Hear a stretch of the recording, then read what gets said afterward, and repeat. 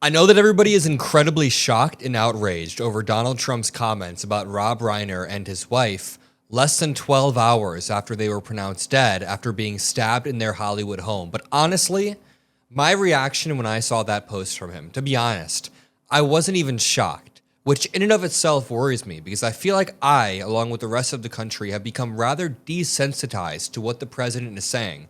And I'm not saying the post isn't shocking in and of itself, just to clarify. I'm saying that when I saw that post, I almost knew that Donald Trump was going to take this to a new low, to a new extreme. I know how desperate he is, and I know how much he likes to just drag us down to the depths of hell with the standards that he sets as the president of the United States. So right when I saw that post, my friend sent it in this group chat that we have with some MAGA people, some liberals, and everyone was outraged. And I said, can't you guys see this is the entire game that Trump likes to play. He likes to shock people. He likes to make people outraged. Only today, he took it so far that even his own MAGA fan base can't defend him. Even his own MAGA fan base has had enough of his vile, cruel style of politics. But just to bring this back, the reason why I was not shocked at Donald Trump's post, I feel like I'm not trying to be blunt here. I'm just saying the reason why I was not shocked is because over the past decade, I've seen Donald Trump do things like this over and over and over.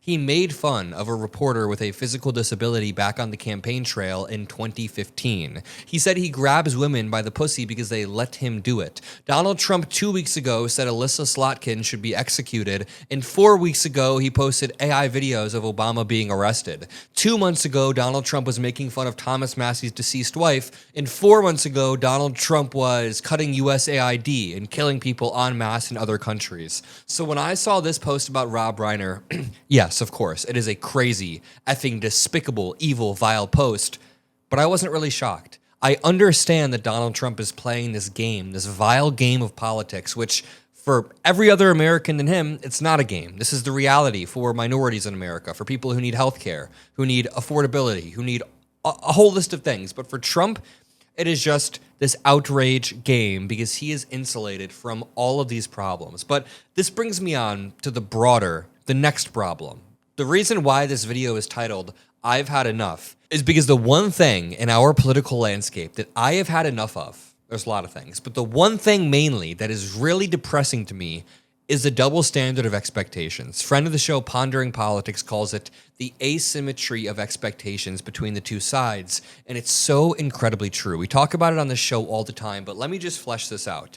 Hillary Clinton, back in the 1990s, had a year-long scandal because a decade prior to Bill Clinton and Hillary Clinton taking office, Hillary made like $10,000 off of trading something in the stock market while Bill Clinton was in office. This was a year-long scandal. And really quickly, as we head into the holiday season, I want to give a huge thank you to Aura Frames for sponsoring this video and for having such a great product to give to family members that are either a long distance or family members that live in the same town as you. Basically, Aura Frames allow you to send photos to your family members in very meaningful ways. You can send either a photo or a video, and they appear on the frame wherever it is, across the town, across the country, across the world. I'm getting one for a family member for Christmas that lives about 2 hours away, and I'll update them with photos. They can send.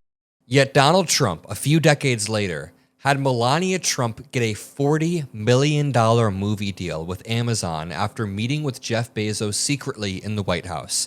This secret meeting then was parlayed into a $40 million Amazon movie deal for Melania Trump. So Hillary Clinton 30 years ago went through a year-long scandal because of a small profit that she made a decade prior legitimately. Melania Trump is currently leveraging the office of the White House to make money, and this is only a small bit of the money that Trump has brought in. His net worth has gone from $4.3 billion to $7.3 billion over the past few months, a $3 billion increase in net worth when Joe Biden only went from about 8 to 11 million. Joe Biden, he had real estate assets, investments that increased in price, and he profited. Normal. But Donald Trump has been so corrupt And this brings me back to the asymmetry of expectations. Most Americans think that both sides are corrupt, that Nancy Pelosi and Donald Trump are one and the same. Nancy Pelosi and Donald Trump are two sides of the same bird. What do they say? Two wings of the same bird or whatever. No, it's not. Nancy Pelosi's quote-unquote corruption is a grain of sand on the beach, on Trump's beach of corruption, where he owns every single grain of cryptocurrency sand that he has over and over accumulated through corruption. What about January 6th? People will say that Hillary Clinton one time called Trump an illegitimate president. Yeah, she did.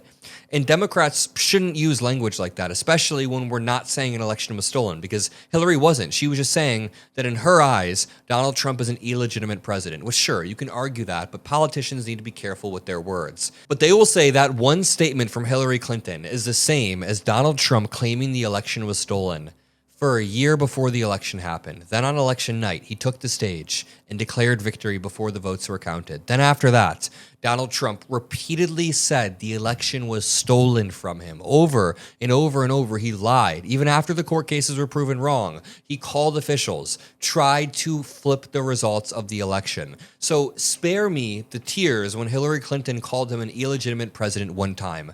Again, this is an example of what I've had enough of: the asymmetry of standards between the two sides. Donald Trump tried to rig an election and people compare it to Democrats. This brings me on to what happened today.